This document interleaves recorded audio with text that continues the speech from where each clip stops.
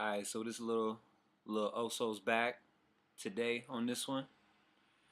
Um, that's my lapis lazuli owl. I call him little Oso.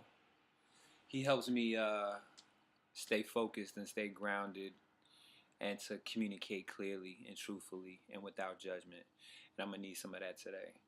Cause we back talking about this social activism thing. Um, and I wanna revisit it just because I wanna keep that fire burning. I wanna keep that momentum going that was built off the Garner and the Brown. I'm noticing it slowing down just a little bit as it always does. We're real hype about it at first. We're marching, we're protesting, we're talking about it in our daily lives, and then all of a sudden, it just dies down like it's all good. But I'm here to tell you, I'm here to just remind you, it's not all good. It's not all good. This system is killing and oppressing and exploiting as it's always done, and it's an ongoing process. So, if we're really serious about getting this thing changed around, then we have to be consistent. Um, we have to be consistent, and we have to act with purpose, and we have to act strategically, and we have to think about what exactly it is that we want, who can give it to us, and then what kind of pressure we need to put on that individual or that office in order to bring that result about. And that's what this video is going to be all about. It's going to be about what do we want, who can give it to us, and how do we go get it. And so, first of all, it's clear as being on what do we want. I know that a lot of movements are focusing on a change in law, changing the laws that are on the books, which is a good idea. I would also just have people think about that. A lot of the laws that we think we want, or that are supposed to set the tone for equality in this society, they're already on the books. Technically, in theory, this is supposed to be a free country. Everybody's supposed to be equal, technically, in theory. But that's the problem, is that it's only in theory and it's only on paper. And the systematic racism, classism, and sexism serve to, undercut whatever's supposed to be happening in theory. So people got to ask themselves, is a change in law really what we need? If we put another law on the books, is that really going to change what's happening out here? I would be skeptical about that. Another thing if we do want to change in law, who are the folks that we need to go see? And in the vein of this video, this is what I'd like to do. I want to organize a march to City Hall. And let's go see the people who are making the decisions about some of these things that we want, and let's have a discussion. Let's have a discussion. So that's what I want to do. City Hall is 260, 250 Broadway, 260 Broadway, something like that, right downtown. The city council is in there. The mayor is in there. The comptroller is in there. Public advocate is in there. Borough presidents are in there. And about a couple dozen city agencies are also in there. So we can knock a lot of this out just about one trip. But I just want to be intentional. And so we got to ask ourselves: is that what we're looking for? Are we looking for more access to resources or more access to opportunities? If so, a lot of that is usually an economic and a political initiative. I'm sorry. A lot of what I'm getting at is a lot of economic initiatives when it comes to how money is spent, resources are distributed, what opportunities are given to who. A lot of those initiatives are really political in nature because they're determined by the people in those political offices or who wield the power politically. Okay, so again, we need to think about that. Um, and if it's economic freedom we're looking for, again, we need to be conscious of what laws are on the books and what aren't, and who are the politicians distributing the money to, and who are they distributing the resources to, and who are they making the opportunities easy for. We need to be aware of that legally, but then we also need to engage in some level of collective economics, the community economics, and the entrepreneurship. And I'll speak about that real briefly just to give some examples. So how does one engage in entrepreneurship? Well, you take an assessment of your skills, the resources you have available to you, the assets that you have in your possession, the people in your network, what they could possibly bring to the table, what you're personally good at, what skill sets you have, um, and you with the environment that you're in, the resources available in the specific environment that you're in, and then what your goals really are, how much time you can invest, how much money you can invest. Do you want to take on a partner? Do you want to do it solo? So these are all things that you got to think about, and then you synthesize all that information, um, and come up with the best entrepreneurship scenario for you. That's going to essentially get you to take some good or service, create it for one amount, and then sell it for another a higher amount. Buy some for $1, sell it for two. That's all entrepreneurship is. And then collective economics, community economics. So let me give you an example of that. So let's say this sweater, for example, right?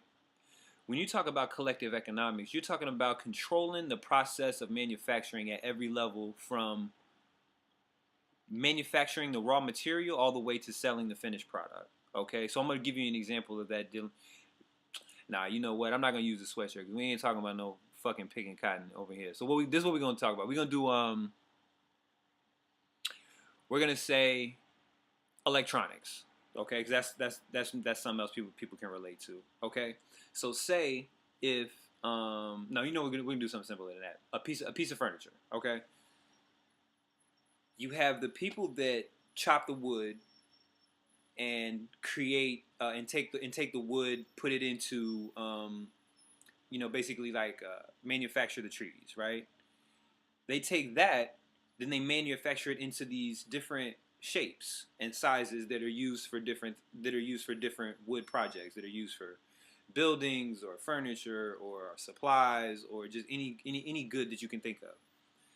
Then there's a group of people that take those wood pieces and they construct shapes and different goods and the different products, right? So say you're making a desk, or you're making a bookcase, or you're making a bed frame. You take the wood and you piece them together into these different assortments, and you create these different things. And then you take metal, from which somebody mined the metal and shaped the metal just like they did the wood, and you take the screws from the metal and the beams from the metal, and you combine it with the wood, and somebody takes that all into a process, manufactures that all up, creates a finished product of a desk, let's say, right? Then you have somebody that just makes desks and ships it off to people who actually sell desks. Okay? And then the consumer buys it from the person who would sell the desk, who's like a Target or like a Walmart or whatever the case may be. So you can see there's a process taking something from a raw material into a finished product. And collective economics is about having somebody at each one of those levels that is working together, who is all a part of the same community, who are all sharing the same ideas and the same values when it comes to economic partnership. Okay, I'm not going to go too deep into that right now. That's the gist of it, in terms of entrepreneurship and collective economics. But if that's what we want to, if that's where we're trying to go, then those are the kind of decisions we need to start making, and the things that we need to start getting into. Because I really think that a lot of the social tension that is created and that leads to all this negativity is because of the lack of opportunity and the lack of resources that people have. When you're fighting for survival, you're under pressure. You're the higher functioning your chemically, your brain can't even function certain things when you're under pressure. You're just in your reptile mind, fight or flight. You know what I mean?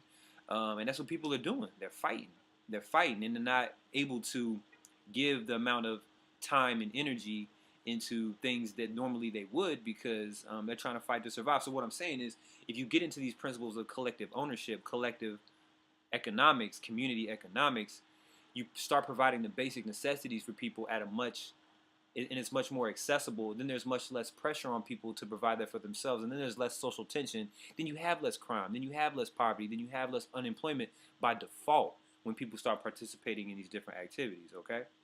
Again, not going to go too deep into that, but that's the basic premise.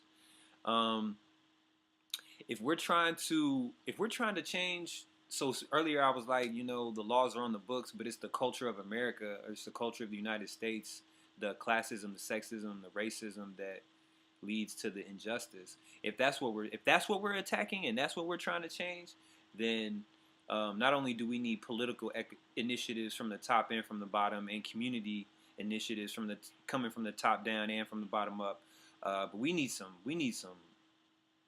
moral initiatives and some spiritual initiatives that show people how to act the right way, and provide incentives for people to act the right way.